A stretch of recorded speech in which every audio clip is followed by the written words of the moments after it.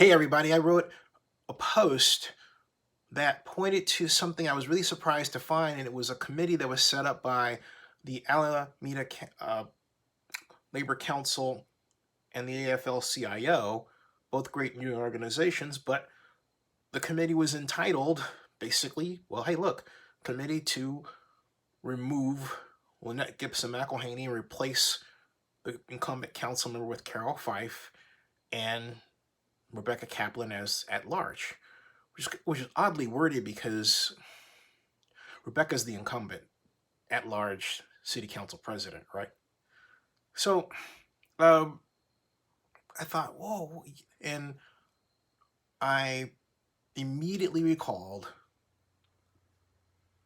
covering last year's state Democratic convention where Kimberly Ellis ran against Rusty Hicks and how contentious it was, and this gigantic and disturbing undertone of racism that crept right into it, where Mr. Hicks had a heroic African American man present him who talked about being incarcerated and how Mr. Hicks helped him, and told his very sad but uplifting story. I'll just leave it at that. But it was almost as if to say, hey, it was like Rusty Hicks was saying, see, I've got black friends, okay? Politically, I have to be honest with you, it was the right thing to do. But you couldn't escape the image that he did it because his opponent was African American and female, or African American, period. Okay. And then there were comments that I read, like from Kevin DeLeon, who said that he began to become interested in the campaign because he had concerns about Kimberly Ellis without saying what those were. It's funny how a person could just throw out a word, right? And so that group, all right, that got their person Hicks in was to a degree involved this time. And at first I thought, well, how can you say that, or anyone think that it is exclusively a matter of trying to, quote, take out or remove an African American woman in case of Councilmember McElhaney, right? Because maybe it looks more like a Bernie Sanders issue. Councilmember McElhaney is a Biden supporter. Carol Fife, I don't want to say she's not, because she's got no choice right now, right? But she wasn't then. She was a Bernie Sanders supporter, as was Jovanka Beckles, who's the Richmond City Council member. And so it was a bit more complicated than that. But nonetheless, there was an issue with Ellis, the African American women that rallied around her, who had, when I say issue, I mean they had issue with the surrounding party and they felt like they were under attack. And perception is everything, okay? Right or wrong, perceptions can change and be changed. But they perceived they were under attack. I mean, the one thing you don't want to do with somebody black is say, hey, look, don't tell that person that you're not racist if they say you're being racist.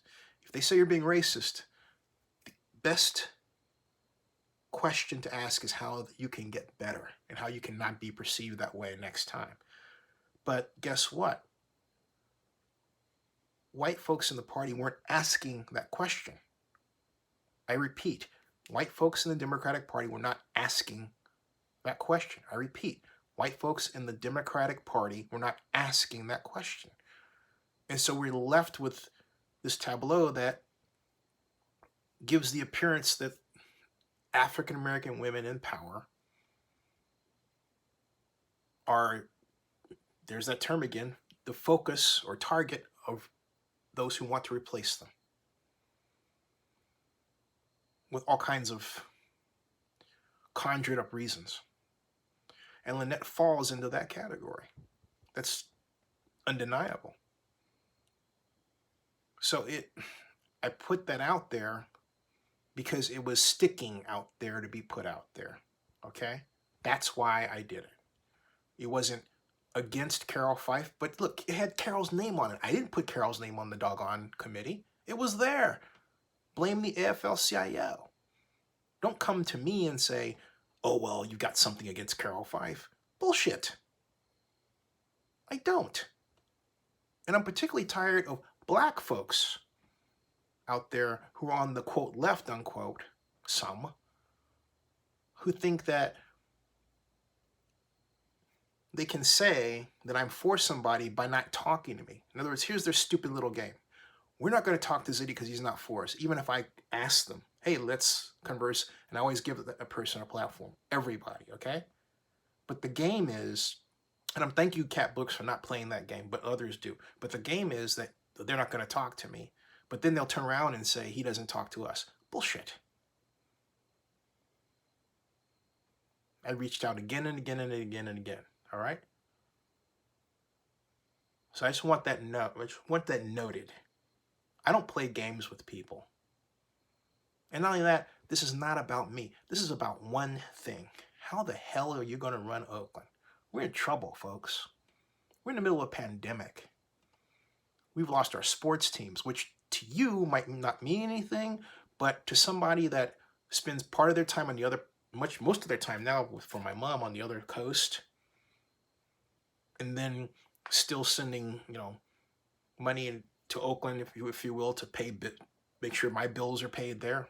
Yes. Okay. So I get a view that's wholly American. Wholly American. Whereas you guys are in a bubble. So I can see us from both in and out. I'm used to, and this is a momentary aside, hearing Oakland again and again and again on a daily basis because of our sports team. It's great advertisement for our city, which adds to tourism, money, and everything else. That's going away. We're not just killing the soul of Oakland, we're killing that which brought Oakland the visibility it needed and needs to grow. So we need to think about that hard and then act on it to stop it. And we also need to stop something else. We need to stop this crab barrel mentality where people feel like they have to shoot at each other for the smallest of reasons. McElhaney, Fife, Cat Brooks, Noni Sessions, everybody. Pamela Price, who came that close to being our DA, but then it didn't happen and was that far away from being our DA. All of Oakland's black women leaders need to work together, not apart. And it just seems like, well, it's very easy to pull apart the group. That's sad. Okay? I'm just pointing that out. So I just want to introduce this vlog to go with what I wrote, because the end paragraph I said this is a trap, and it was. It was a Rorschach test with no right answer.